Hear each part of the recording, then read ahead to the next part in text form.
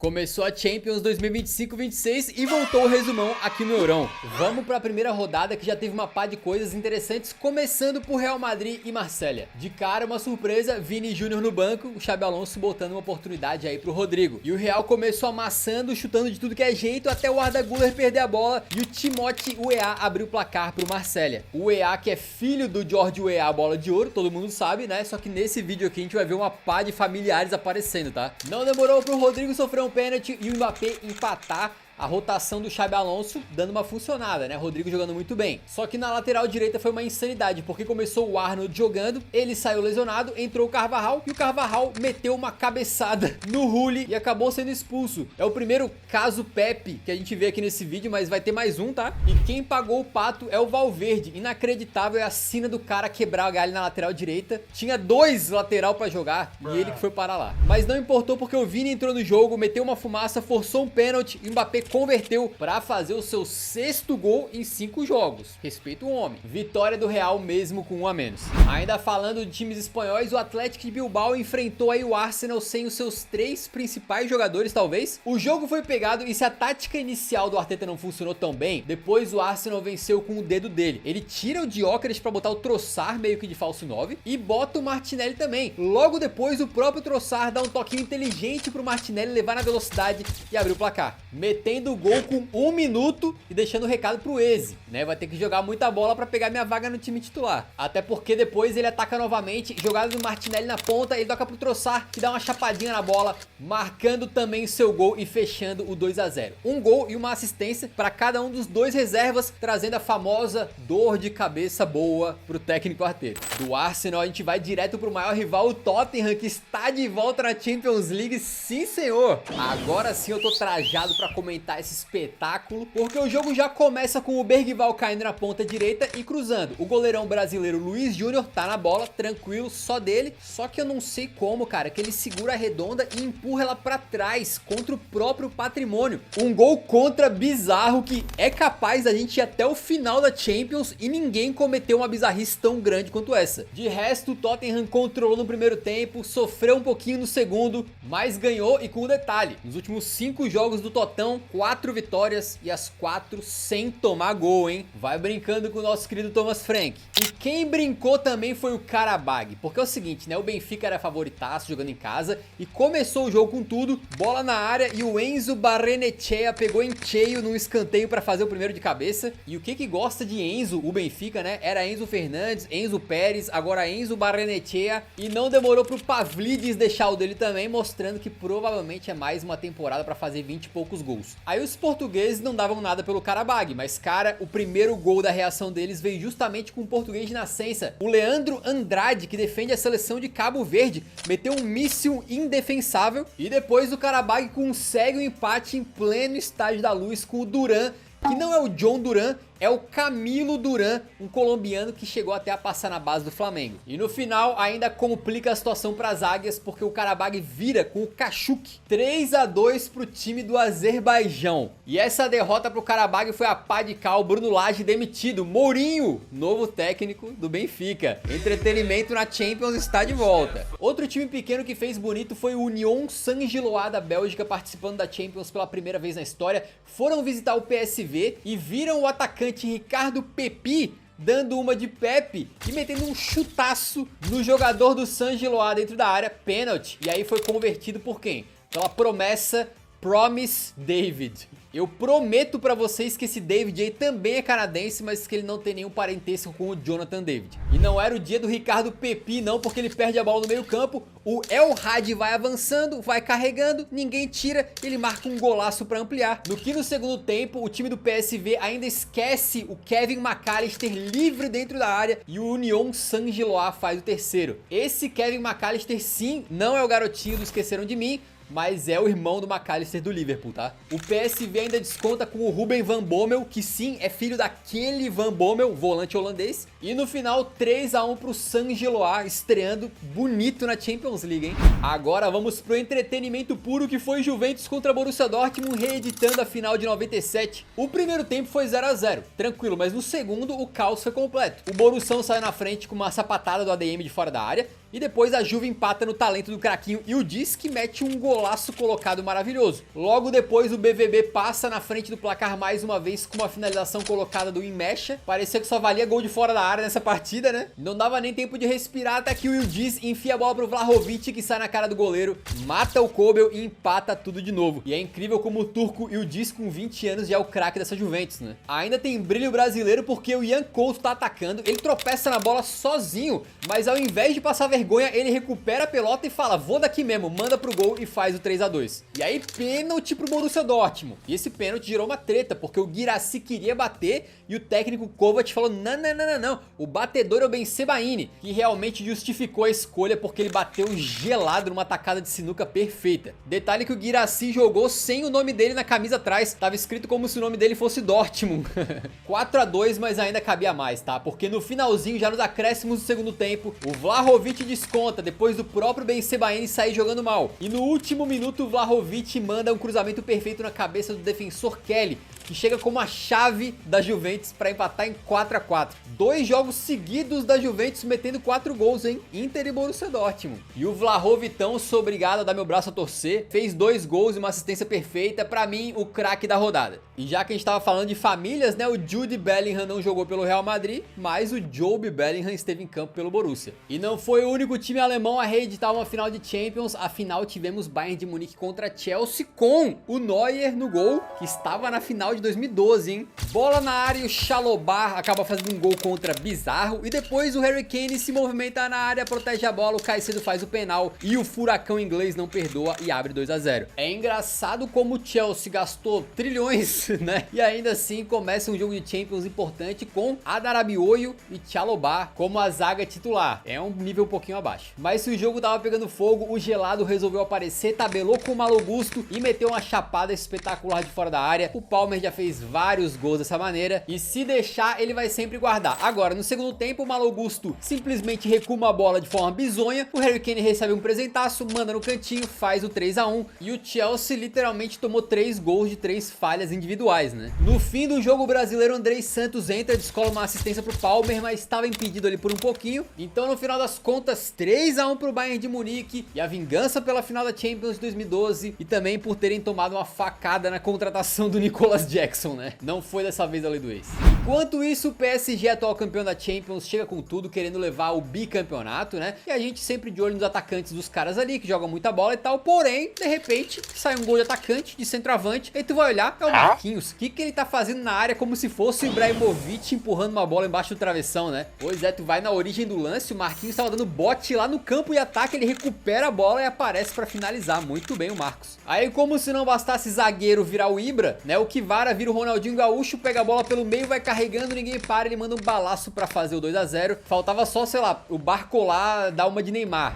Mas tem um pênalti, o Barcola vai bater, mas acaba sendo muito displicente, faz uma cobrança horrorosa e perde, né? Mas assim, não fez falta, porque depois ele dá uma assistência pro Nuno Mendes, que chuta completamente sem ângulo e faz o 3 a 0. E depois a defesa da Atalanta continua dormindo, porque o Bela Nova também dá um recuo daqueles horrorosos. E o Gonçalo Ramos aproveita o presente pra dar uma cavada e fechar o placar de 4 a 0. A Atalanta, agora que saiu o Gasperini, entrou um técnico aí contestável, começa a temporada de forma horrorosa, e o PSG certamente um dos favoritos pra ganhar essa Champions. Detalhe que assim, 2 goleadas seguidas, né, porque teve esse 4 a 0 pra cima da Atalanta, e o último jogo tinha sido a final da Champions pra cima da Inter 5 a 0. E por falar em Inter, eles foram visitar o time do Ajax. Vocês sabem que esse vídeo aqui é muito sobre família, e se o Khéphren Thuram não fez gol lá no jogo da Juventus, o Marcos Thuram apareceu muito bem aqui no escanteio, subindo de cabeça pra abrir o placar e fazer 1 a 0 pra Inter de Milão. Tu vê ali que ele pulou só uns 35 metros mais alto que os zagueiros do Ajax, que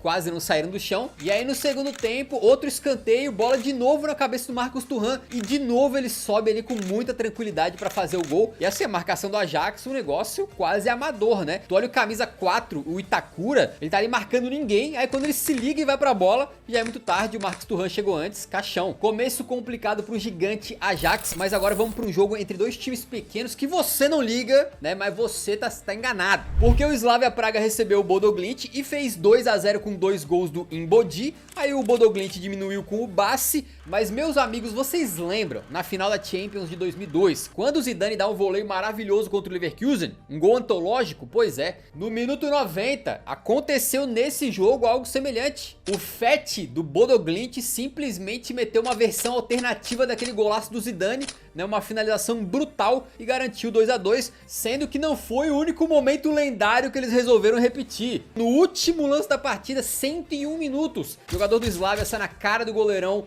Haikin do Bodo Glimt e ele simplesmente mete um Dibu Martinez pra cima do Kolomuani. O cara pegou essa aí, meu irmão. Defesa incrível e era só um Slavia contra Bodo, ninguém ligava, mas deu um jogo bom e assim, nem contei do pênalti perdido também do Hog lá do Bodo Glimt. Agora te falar que essa primeira rodada tá boa, né? E a Champions acabou nos presenteando com um duelo entre o Olympiacos de Rodinei e o Pafos do Chipre de Davi Luiz. Simplesmente cinema. Também conhecido como clássico dos clubes que tem pessoas nos seus escudos, né? O Pafos passou muito aperto porque o brazuca Bruno Felipe foi expulso ainda no primeiro tempo. E aí tá ligado, né? O restante do jogo foi o Olympiacos vindo com tudo pra cima, atacando sem parar e com vários nomes conhecidos, tá? El Kaabi, o herói do título da Conference, e o Taremi, que tava até esses dias aí na Inter de Milão, o Podense, que passou na Premier League, mas o nosso Pafão da massa passou sufoco, mas segurou de forma muito suada esse 0 a 0 para fazer o seu primeiro jogo de Champions na história e sair com um pontinho, fora de casa com um a menos. Cara, que resultado grandioso do nosso Pafão, hein? E por falar em resultado grandioso, o Liverpool conseguiu mais uma vez. Os caras nessa temporada têm vencido vários jogos no finalzinho